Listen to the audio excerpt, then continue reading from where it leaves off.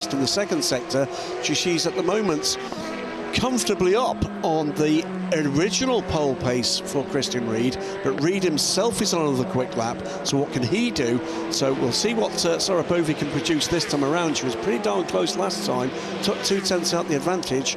Is she going to go through? She doesn't. It's 0.5054 of a second back, and with Reed also going quickly, he might just extend that advantage, and there's still going to be one lap opportunity for Sarah Bovey to do it. This will be Christian Reed's last opportunity to set a quick lap, because by the time he gets to the start-finish line, he's going to be looking at the checkered flag. That's out now.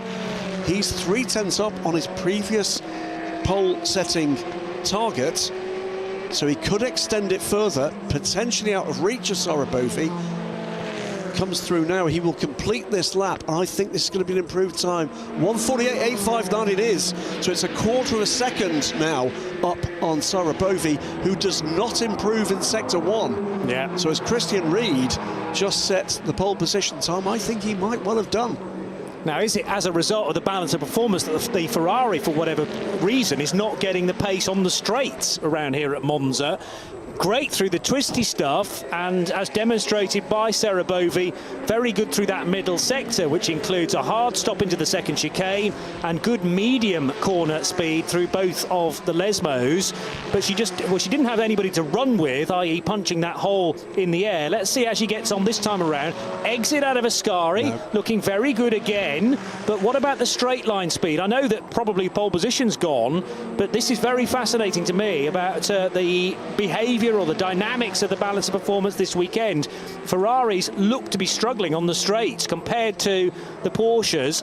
37.2, that seems to be a time that really the Ferraris can only dream of, and Sarah is feinting towards the right-hand side of the circuit and into the pit lane, knowing that lap was not going to be good enough, and why burn even more fuel when it's not necessary. So Bovey still good enough for second fastest.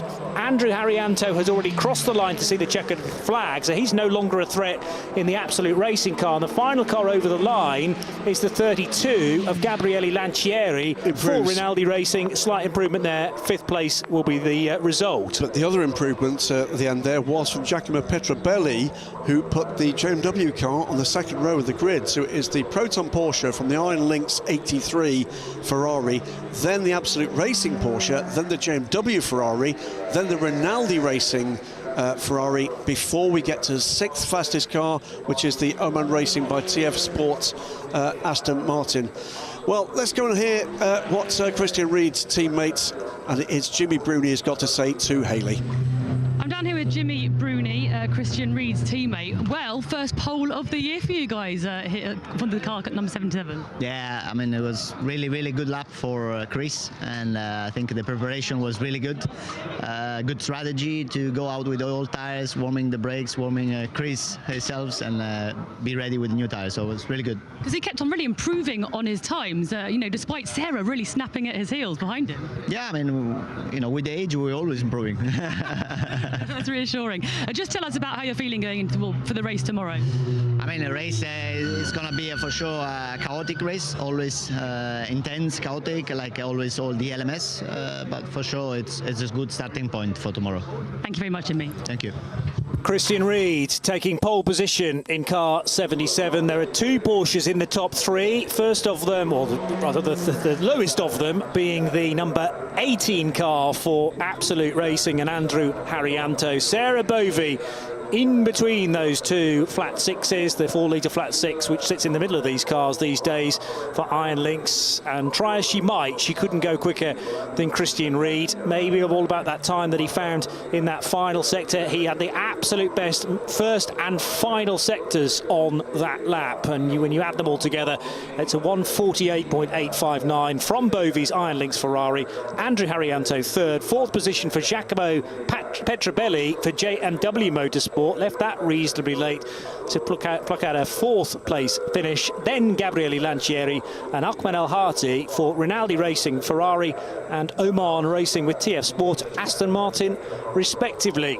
We take a brief pause before welcoming another batch of cars out onto track. This will be 13 LMP3s, a mixture of mainly Ligiers, one Duquesne for DKR Engineering.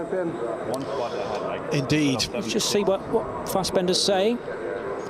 Just catching. It's like consistent. Every single lap was at the same time. And the last one was the fastest one, but like all the laps were good. There was not a single one that wasn't good.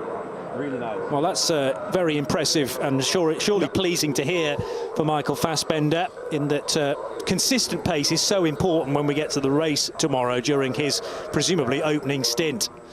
Yeah, and that is exactly it. We say this time and time again, particularly when we've got the gentleman drivers and non-professional drivers qualifying these cars. It is what you want to see is improvement through that session, and that's what we were seeing with Michael.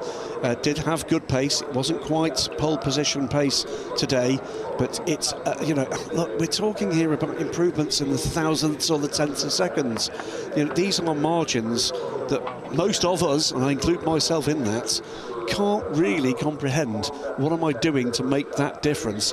What you're really basically saying is you are, in Michael Fassbender's case, about a second off a potentially perfect lap in these circumstances. 1 second. Yeah. Yeah. It's small, isn't it? I mean, you think how little you can do in a second. There one goes, and yeah, that's the difference between the top pace in that category and just falling short. But then, you know, those are the things that keep you up at night, thinking, where can I find a second around a 5.7 kilometre lap? Where can I find a tenth? Where can I find, you know, 5,000ths? Yeah. Where can I find that? That's how frustrating it is when you've got these sessions being as close as they are. And you can see with Michael there, I think, you know, he's quietly, reasonably content with his performance, but there's frustration because what he doesn't want to see is, what was he, 8th in that session? Yeah. He was up to 3rd at one point. And having been there, you want to be able to stay there. And if he couldn't maintain that rate of progress and improvement, that's where the irritation is coming from. He knows he's capable of it.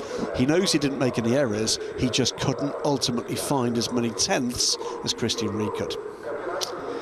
And will his team boss tell him all of the secrets now as they head for lunch? Absolutely not, because, you know, there is a business arrangement there quite clearly, but there's